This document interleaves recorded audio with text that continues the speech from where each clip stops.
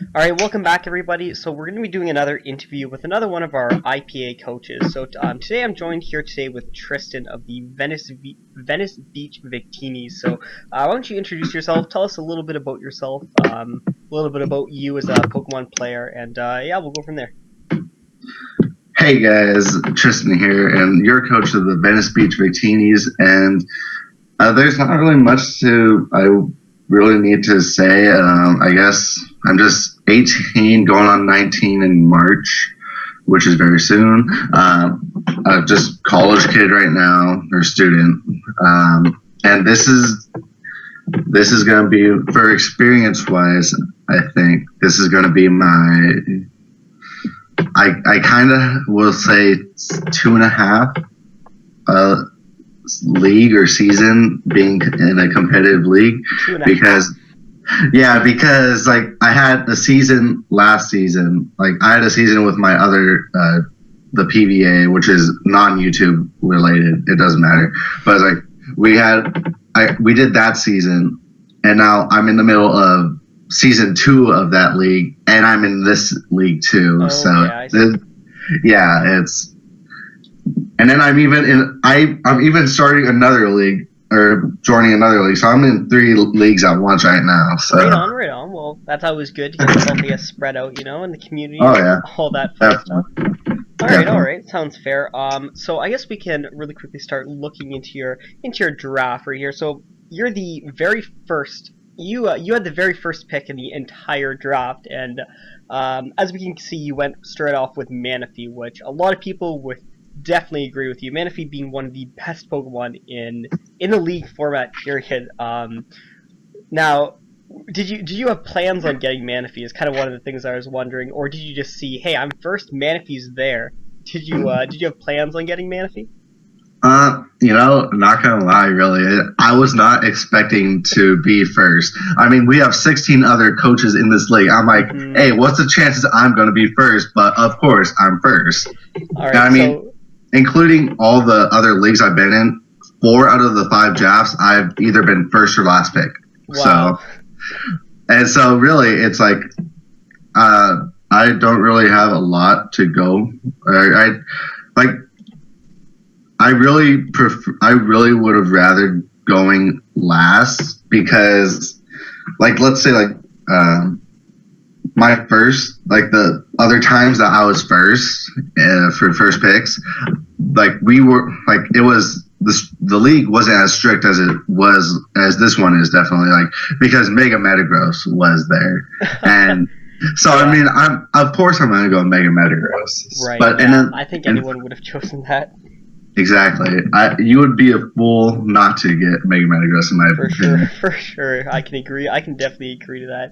So, let's say you were somewhere in the middle of the draft order. What would your expectations been for your very first pick? What would you have kind of set your sights on if you knew you were somewhere in the middle of the drafting? What would your first pick have potentially been? Possibly, probably actually, if it wasn't gonna, if I was in the middle or towards the end of the draft, or the first round in draft order or whatever, of that sorts, then I would probably have. I was looking at specifically like Mega Lopunny. Ooh, that's interesting. And really, the option's still there, because Mega Lopunny has yet to be drafted or picked up. Yet to be drafted. That's actually crazy. So, on that note, then, Mega Aggron, where did that come from as an idea? Was that kind of was your idea kind of conserve your points, pick by Mega in your last 3 rounds, or did Mega Aggron just kind of shoot out to you as a, hey, you know what, this would work really well with say Goodra, say with some of your other Togekiss even? Really, like, I wasn't planning to go Mega Aggron at first. Like, I was actually I wasn't gonna, like, if I was obviously going, if I was middle end of the pack, I was going to go like Mega Lopunny around there. Yeah. But it's like, but being first and having the opportunity to get Manaphy, I was like, okay, getting Manaphy, I might want to go for a lower point Mega. And so, like, Aggron wasn't really my first choice. Like I was looking at it, I'm like, okay, like, I've really been using Mega Absol a lot lately. Oh. and I was like, okay, Mega Absol might be nice. But then, like during the draft, me and Tom were talking. We were just talking back and forth. He was like, because we just discussed what picks, if we weren't there, and whatnot, to give to each other, to give to you guys. And it's like, looking through, Tom was like, I think I'm going to go Mega Absol. So I'm like, okay, that hurts a little bit because you get to draft before me, and that means I don't get Mega Absol. So I was like, fine, you know. And then I looked through it. I'm like, Mega Aerodactyl looks really good right now because one, in the season 2 of PBA, I'm using Mega Aerodactyl and I love it already. Yeah. So I'm really familiar with Mega Aerodactyl right now, and I actually it lined up really well against my division. So I mean, it's faster than Mega Pinsir, and then Mega Pinsir's then it has Earthquake for like Raikou or Raikou, however you say it.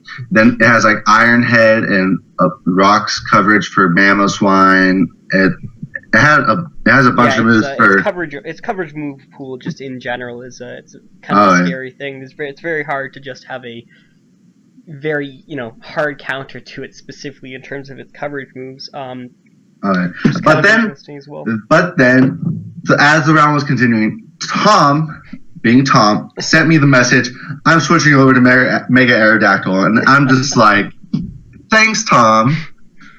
So, I mean, if you look at my draft, that's where like the Aerodactyl pick came from. I mean, I just needed it. I felt if I couldn't get Mega Aerodactyl, I would get Aerodactyl. And then with Mega Aggron, just looking at it, when Tom said he was going to go Mega Aerodactyl, I was like, okay, back to Mega Absol. And then Brett, one pick before me, he's like, boom, Mega Absol. I'm like, great.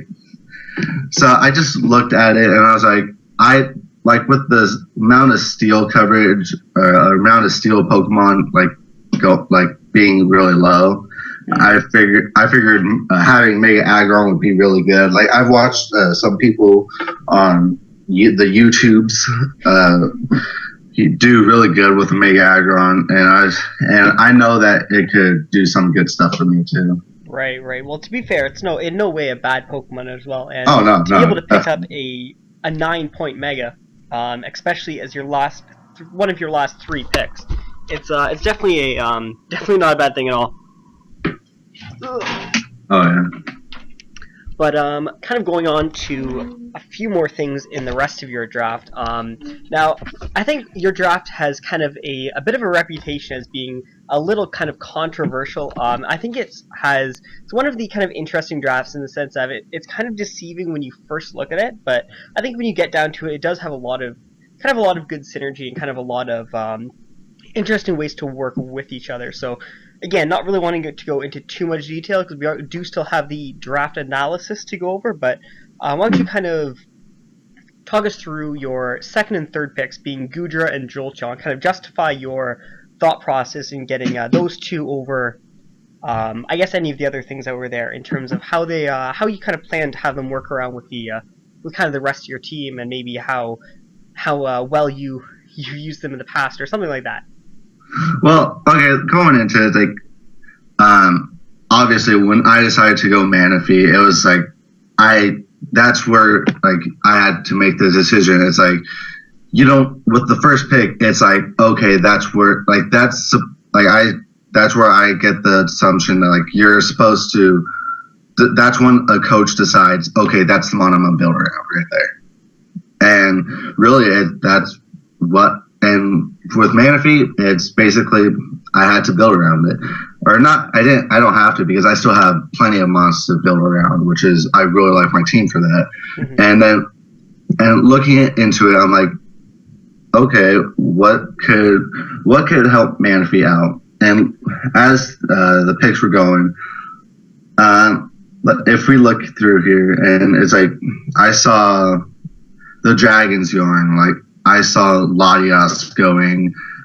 Yeah, Latias was taken by Max in the second round. Then we had Dragonite taken, Garchomp taken second round, Mega Altaria taken second round. And that was all before me. And I was like, I really needed to get a dragon at that point. Now or never, I suppose, at this point, right?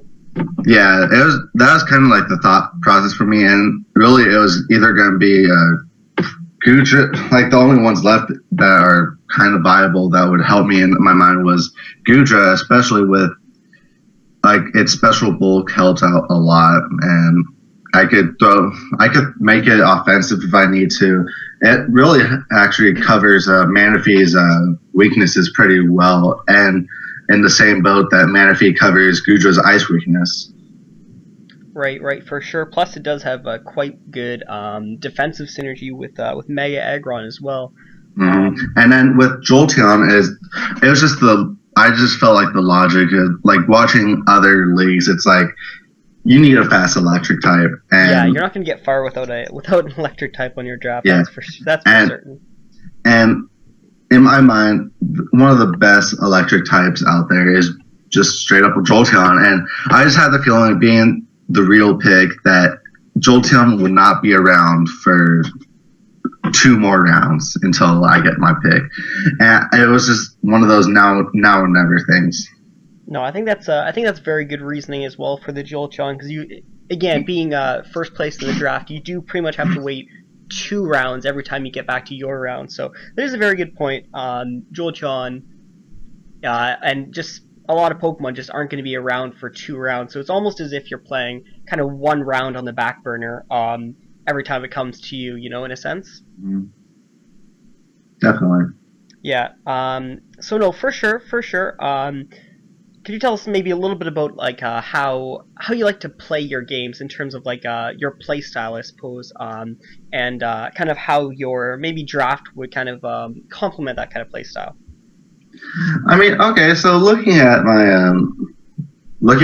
this draft and multiple drafts before, like I definitely went like I've gone more offensively. Like my first draft that I've ever done was Mega Metagross, Garchomp, Thundurus T. So it's like that I went like full power and that's just like, it wasn't, not saying that it didn't like work. I'm just saying like I went kind of hyper offensive that year, and it got me in the regular season. I went 3-4, but my last game was I just messed around, so I didn't care. And then I fluked in the playoffs. I made a bad double and I lost the game off it.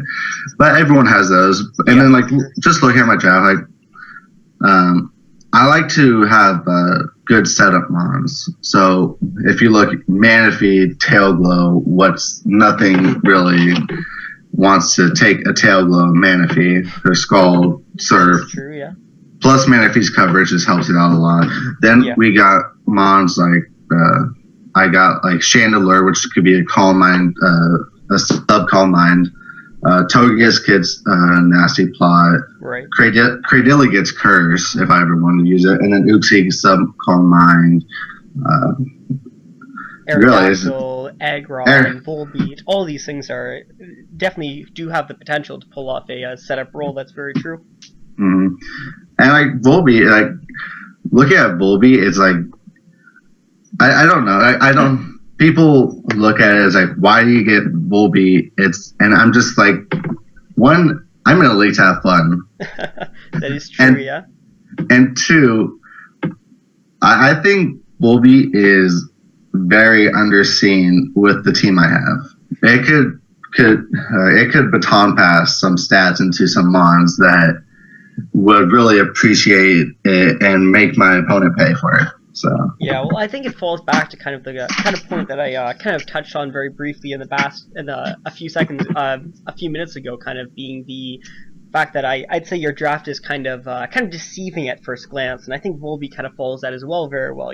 Someone looks at it, someone sees Volbeat, someone sees 4 points, someone sees PU, and they think, oh, this is a bad Pokemon, But I think it's, like I said, it's very deceiving, and I think a lot of these Pokemon can't really just be like, I think a lot of things can't specifically just be slept on, or else they might get out of hand really quickly. It's kind of the idea, I suppose, of the draft and a lot of the Pokemon on the draft here. Mm-hmm. As like mons, like, well, I'm sorry, that's my dog in the background, but as like I like people thinking that I have a deceiving team, because then it's like I get to like I like to show people that like these mons have untapped potential that people don't look into. Like what my lowest point total mon is Ditto at 3, when Ditto could be such a threat. It's just I mean, nothing. in theory, Ditto could be a 16-point Pokemon, right? If you just copy the right thing. Yep. Which is, I guess, kind of an interesting thing to kind of think of. One last thing before I'm going to let you go really quickly, kind of your opinions on the draft analysis. Now, you're one of the people on the player analysis is kind of actually pretty different from, I suppose, the analysts analysis. But we are just going to be focusing, I suppose, on the actual analysts analysis. So in Bob's, you were ranked 11th, and then for Frigate and Jesse, you were ranked, I believe, 10th for the both of them. So opinions on that? Really, I don't know. It's like as I was saying, like in the draft, like my team is just I like sometimes I feel like my team is just there, and like I don't think like I have like a crazy good team, like how Bob Pickett and Jesse all put Hannah on number one, as did a lot of the players analysis. And looking at the team, like, is there anything that takes away from Hannah's draft? It's like no, but it's just like my team is just there, and I plan to try to move up in the draft or move up in the rankings. Definitely makes a lot of sense. Getting a little bit long, so I think I'm going to have to let you go here. But thanks again for your time, and I guess we'll be looking forward to seeing you in the first week of the IPA.